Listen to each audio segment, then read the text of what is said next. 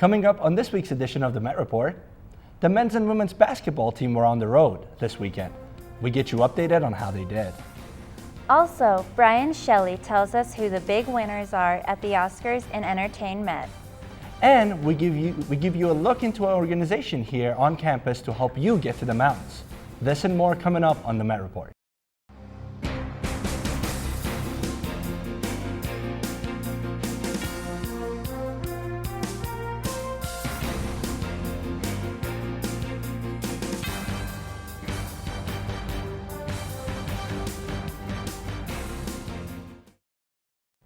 Welcome to this week's edition of the Met Report. I'm Madison Morris. And I'm Mehregan Mizani. We begin this week's show with some sad news. On February 22nd, MSU Denver's first president, Dr. Ken Phillips, passed away at 93 years of age. Dr. Phillips played a huge role in the development of the university and helped the city recognize the potential this school had to offer. Professor Stephen Leonard had the following to say about Dr. Phillips. He was a kind and gentle man with tremendous enthusiasm for the original mission of Metropolitan State, which was to provide an affordable and excellent education to badly underserved students of the metropolitan area. Everyone here at the Met Report sent our condolences to the family and friends of Dr. Phillips. For those of you students who love to ski and snowboard, there is an organization just for you. Christy Nayoff will tell us more about this spotlighted club. Colorado is known for its beautiful Rocky Mountains and amazing ski resorts. With the mountains so close and covered in an abundance of snow, what better club to get involved with than Ski and Ride? Well, we're a club that includes all three schools here on Auraria campus. We're all about meeting new people, sharing our passion of skiing and snowboarding, and making it up to the mountains as many times as possible. We've got carpools numerous times a week. Since the semester has started, it's usually more weekends, but we've always got people sneaking up on weekdays too. I've been up about 53 times this season. We meet in random places around campus, mostly in the Tivoli, so we'll show videos and do waxing parties, and we'll just kind of get rooms that accommodate those activities. Get free Red Bull at every meeting because our club's sponsored by Red Bull. Members can also get half-off tickets at Arapahoe Basin if they don't have passes, and a bunch of other cool stuff. We welcome people of all skill levels, from the very, very beginners all the way up to the experts. So this last weekend we had riders at all like 7 different mountains. That was Keystone, A Basin, Vail, Beaver Creek, Copper, Winter Park, and Monarch Mountains. So we've had quite a good spread of mountains. No matter what your skill level is, you can always find somebody or a group of people to ride with in the club. Well, I don't know about you guys, but I'm stoked and ready to hit that powder. From the Met Report, this is Christy Niehoff. For more information about Auraria Ski and Ride, visit www.aurariaskiandride.com. Would you like to ride a mechanical bull? Are you a part of an organization on campus? Do you want to get involved on campus? Maybe you just need more members. If you answered yes to any of these questions, join Metro's organizations on March 13th from 3 p.m. until 6 p.m. at the Student Org Full of Bull Rodeo in the Tivoli Turn Hall. There will be food, a mechanical bull, a photo booth, games, and prizes. If you are interested in reserving table space for your student organization, speak to a representative from the Student Activities Office in Tivoli 305 and fill out a table reservation form from OrgSync. Each organization will be responsible for setting up a simple yet fun game at their table. And another plus to all organizations participating in this event is that an award will be given to the best decorated table and the best game at the event. Everyone's invited, so make sure to join.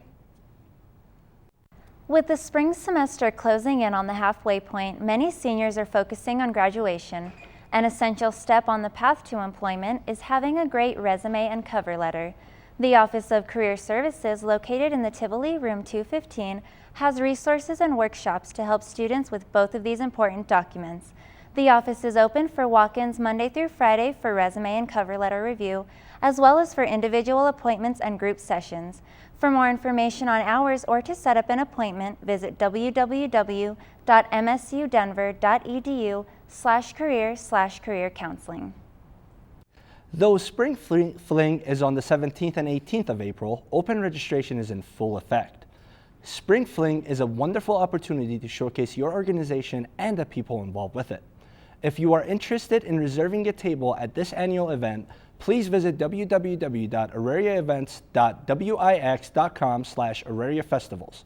The Met Report will have a table at Spring Fling, so if you're interested in broadcasting, stop by and say hello. Metro State is known to be a commuter campus. We have students of all ages and from a range of cultural backgrounds. Once in a while, we find even more diversity within these various cultures. Victoria Garcia has more. This Metro State couple has been together for half a century and going strong. It is very difficult to believe. 50 years.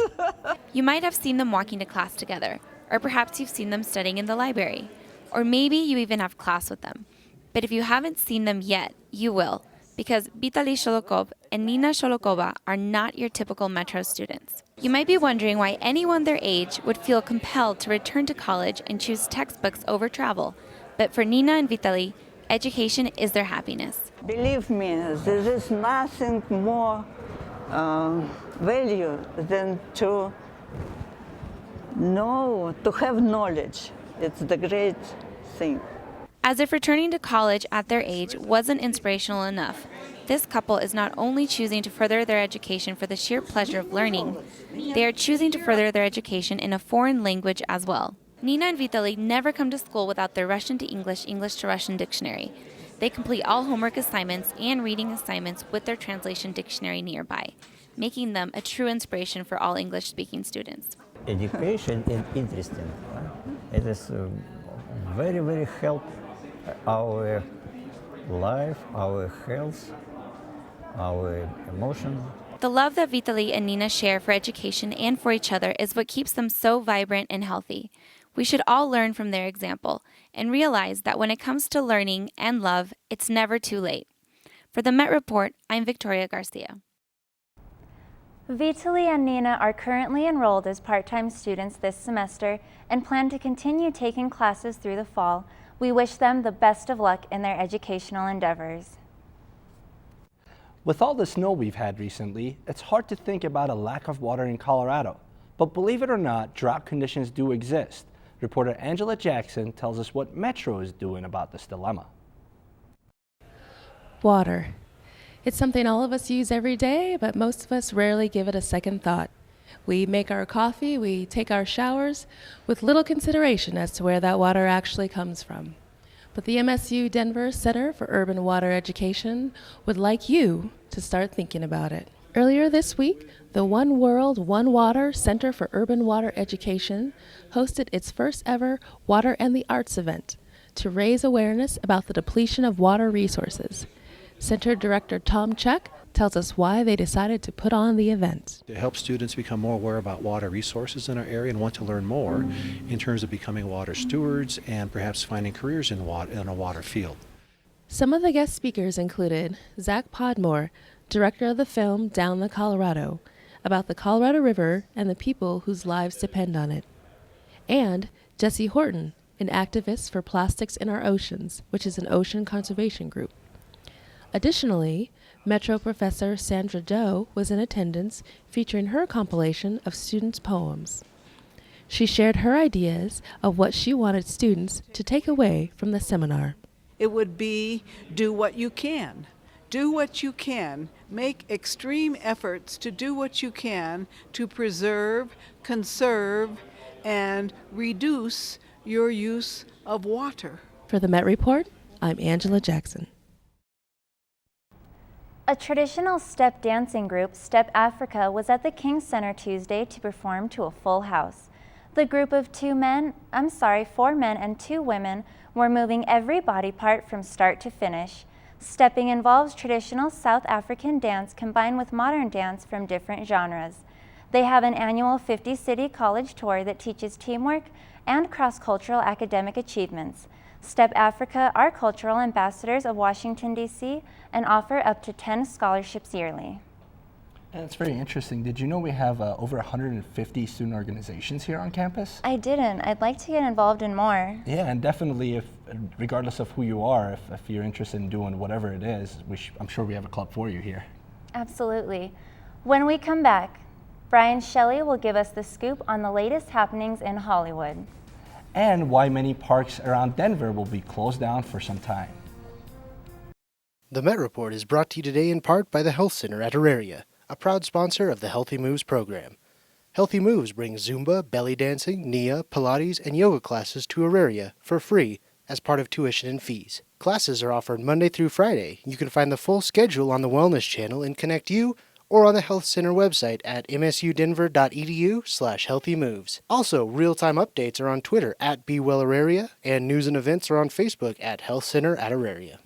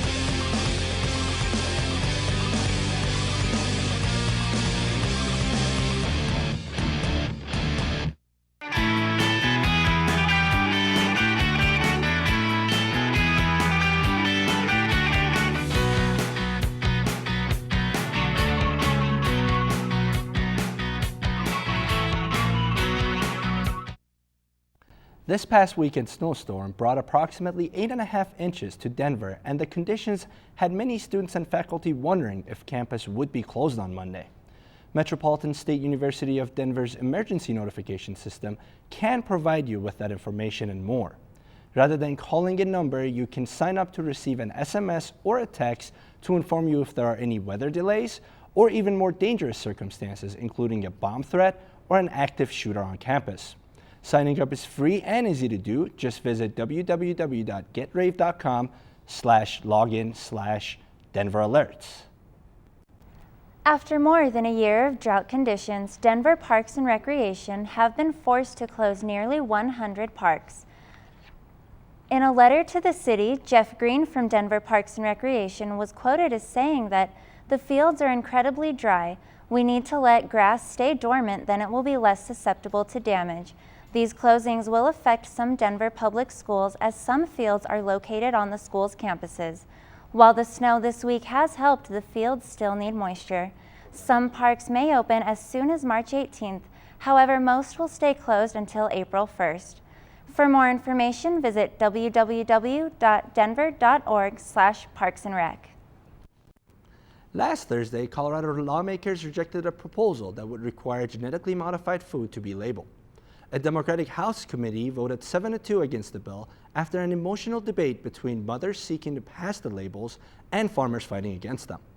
While Democratic Representative Jean Labuda of Denver says that consumers deserve to know more about their food, others claim that genetically modified foods are typically healthier and don't need labels. Lawmakers sided with the farmers, stating that this mandate should come from the federal level, not from an individual state. Local television station KDVR recently released a list of the 25 most fined restaurants in Denver. A system put in place in 2011 states that restaurants have to pay a fine for every health code violation they receive. The biggest offender is Washington Park's Ice Cream Parlor, the local, with $5,000 in fines last year. The Denver Country Club ranks number 5 on the list, with inspectors reporting dead mice and rodent droppings in and around the kitchen. The Sushi Den ranked number 8 on the list after failing to keep hazardous foods cold enough during inspection. For a complete list of the 25 most fined restaurants, visit our website at www.metreport.org. On February 4, 2013, the remains of England's King Richard III were discovered during an archaeological excavation led by the University of Leicester. DNA analysis comparing DNA particles to a direct descendant of the king proved his identity. Researchers hope that the last King of York will be properly laid to rest by August 2014 in the Leicester Cathedral. Denver experienced its first blizzard this past week. It did. Did you get stuck? Did you make it to campus on time? No, but that's not unusual. Yeah, I ended up missing my first class as well. Yeah. Jeffrey will tell us if we can expect more of the same next week. Actually, we are not going to be getting another blizzard. We're actually going to be nice and clear right through the weekend. As you can see, as we're starting out here on Saturday, we're actually going to be mid to low 50s around the eastern plains and some of the parts of the high country, where Colorado Springs and some of the southern areas are going to be generally warmer, up like the mid to the upper 60s. Now, moving on into Sunday, we're actually going to be slightly warmer temperatures, where, as you see, where Denver is now at 57, as well as Gunnison actually reaching a high of 38. Now, as we see it moving on to our 5-day forecast, we're going to see that Monday and Tuesday start off pretty chilly for the week and going into much cooler temperatures later that evening. Wednesday, we have some cloud cover rolling in, moving into and slightly warmer temperatures hitting into the high of 58. And then cooling off as the week goes on. Thursday and Friday, there will be more cloud cover and slight chance of rain, so be sure to have some ponchos or umbrellas handy. Well, that does it for the weather. Check us out after the break for EntertainMET with Brian Shelley. We'll see you then. Are you free April 5th through the 7th? Great! You're just in time to join thousands of media makers, artists, and activists coming to Denver for the National Conference for Media Reform. More information is available with a text to NCMR13 to 32075 or visit conference.freepress.net. Now and then I get insecure from all the pain. I'm so ashamed. Beautiful, no matter what they say. Words can't bring me down. Where I bring Hollywood a mile high. Aligning the Hollywood stars over Denver. I'm here to bring you the latest juicy gossip from the mile high to the streets of Hollywood. Give your most handsome look to that camera. Where I'll be bringing you the latest gossip from Tinseltown all the way up to a mile high. I didn't get any injuries. I was okay. I was a little dancing, these, you know. Check us out every Friday live at 12:30 p.m. on The Met Report.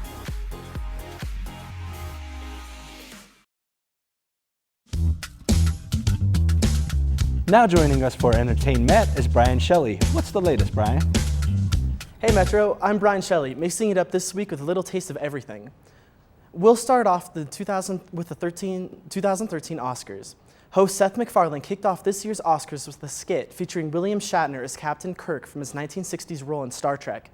During the skit, MacFarlane sang a controversial song titled "We Saw Your Boobs" that mentioned several actresses that were in attendance.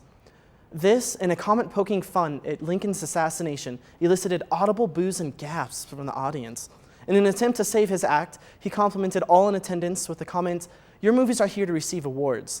My movies are here in red boxes, in grocery stores, being urinated on by bums." Nice save, Seth. On another note, the film Life of Pi won 4 Oscars, including Best Visual Effects, while Argo received Best Picture and 2 others. Les Miserables brought in 3 Oscars with Anne Hathaway as Best Supporting Actress. The film Django Unchained and Lincoln both earned 2 Oscars apiece as well. With performances from Adele, Jennifer Hudson, and Shirley Bassey, and the whole cast from the Les Miserables, this year's 2013 Oscars were an exciting event for sure. In other shocking news, the final lap of the nationwide series race at the Daytona International Speedway last weekend left fans speechless as at least 12 cars were swept into a melee. Rookie Kyle Larson's car lifted off the ground and slammed nose first into the grandstands as cars around him careened into each other and spun out into the green. At least 30 people were injured as debris flew through the catch fence and into the crowd. 18 fans were transported to local hospitals, 2 of which suffered from life-threatening injuries, but are now in stable condition. Thankfully, no fatalities were reported. In a press conference last week, Sony announced the coming of the PlayStation 4. This highly anticipated console will feature not only a new controller, but also a new dual motion detecting camera that will rival Microsoft's current Kinect technology. Surprisingly, Sony didn't release photos of the new console's appearance. However, they did release details about the PS4's upcoming hardware specifications, along with some impressive new software features. This announcement comes just weeks before Microsoft's expected reveal of the Xbox 720 in April. Both consoles are expected to be on the market by Christmas of 2013. Australian billionaire Clive Palmer announced plans Tuesday that his company Blue Star Line will build a nearly perfect full-size replica of the infamous ship Titanic. He stated that the replica will look and feel like the original Titanic with a few modern upgrades such as air conditioning, wireless internet, and GPS navigation systems. The self-titled Titanic II will be built in China and will be capable of handling 2,600 passengers and 900 crew members. Palmer has ensured that there will be enough lifeboats on board for all passengers. The ship is expected to sail the Atlantic by 2016. And finally, we've all seen wacky, pointless videos on the internet at some point.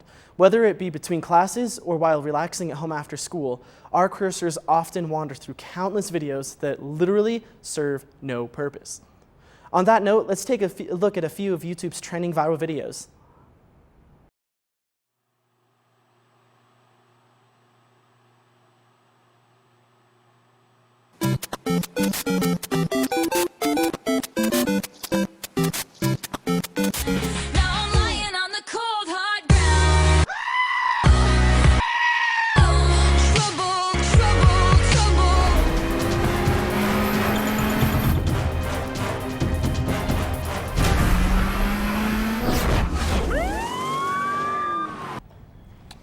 So, did you guys get a chance to catch the Oscars?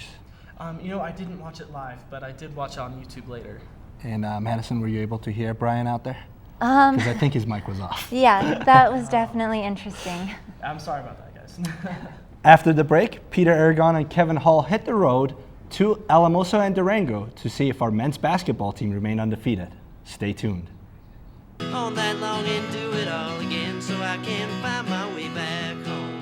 The sun seems to shine a little less since you've been gone. You were the one I wanted. Don't stray, don't ever go away.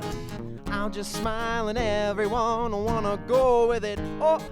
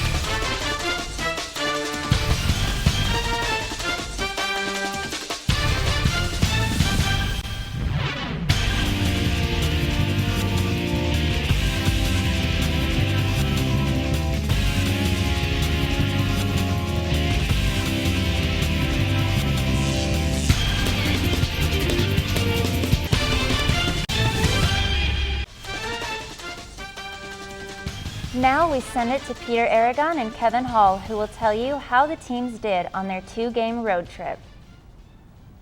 Welcome to Adams State University, home of the Grizzlies, where Metro State just wrapped up 2 road games this weekend. And let's start off with the women's team, who came in with a nice winning streak and looked to solidify themselves in that number 2 spot in the RMAC postseason. That's right, winners of 6 straight. They've already locked up a spot in the postseason, and with a couple wins this road trip, they can lock up a home field advantage for those playoffs. And let's start off with the Fort Lewis game. Both teams were fired up for this one, with the Skyhawks just a game back of Metro for the 2nd spot in the RMAC. Metro struck first with the shot clock winding down. Amy Nelson knocks down the jumper for Metro's only lead of the game. Skyhawks forward Christy Groh backs down Amy Nelson and finds their first point. Then Katerina Garcia takes Kaya DeGarmo all the way to the hole, gets the bucket, and one more for her effort. Metro just couldn't find their range the whole game, shooting a season-low 22% from the field and only hitting 1 3 in the game. Fort Lou wins this one handily, taking it 64-48 and ties Metro for the second spot in the RMAC. The women hope to get back on track against an Adams State team who is down in the basement of the RMAC. But the Grizzlies came into the game ready to fight. Keandra White trying to get things started, cutting through the defense for the layup, but Emily Wood answers right back, who gets the bucket and the foul.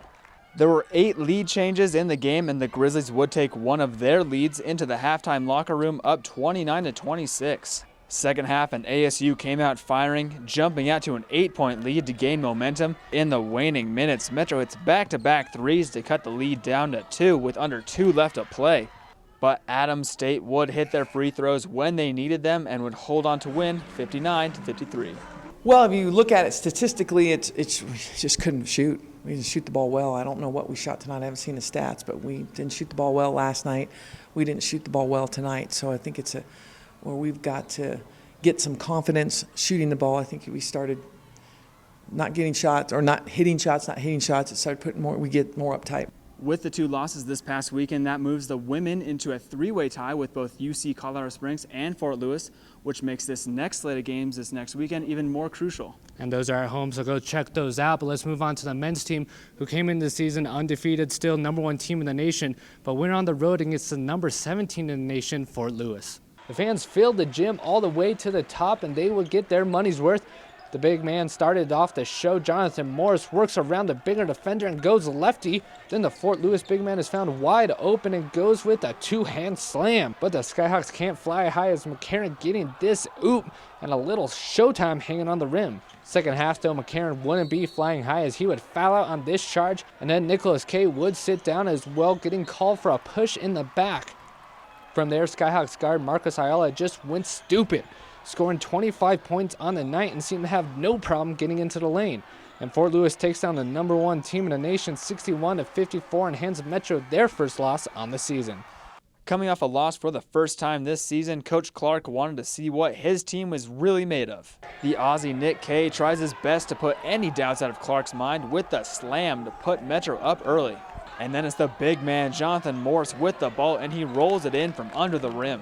Adams State tried to keep it close at the half, but would only get within 18. Second half now, and Morris keeping it going. He had 20 points and 10 rebounds for his 30th career double-double. Metro had 3 players reach double figures, including 16 from Demetrius Miller, who buries the 3. And then putting the exclamation point on the win is Mitch McCarran, who throws it down, and Metro gets back on the winning track 69-56 to win their 7th RMAC regular season championship. Well, it was a grinder from the time that game ended. You know, we watched the whole game yesterday because our discipline was lacking in that particular game against Fort Lewis, and I thought we got out toughed a little bit. So, you know, the challenge was, can you turn it over and perform? But great team effort tonight, and, you know, I don't talk about it much, but we won an RMAC championship tonight. While it was hard to see the men get their first loss of the season against a tough Fort Lewis team, it was even better to see them get back on the winning side of things against a tough Adams State team. And you can check out the men's team at home against CSU Pueblo and UC Colorado Springs at home at 7 o'clock. So for Kevin Hall, I'm Peter Aragon. Back to you guys at the desk. So it was a little disheartening to see our basketball team lose its undefeated record, but it was good to see them bounce back with a win, and I'm really excited for the tournament. We still have one of the highest ranking basketball teams in the area, so. Hopefully they'll bring in another victory. Well, that's going to do it for this week's edition of the Met Report. For Jeffrey Will, Brian Shelley, Peter Aragon, Kevin Hall, Madison Morris, and the entire Met Report staff, I'm Mehregan Mizani, and we'll see you on campus.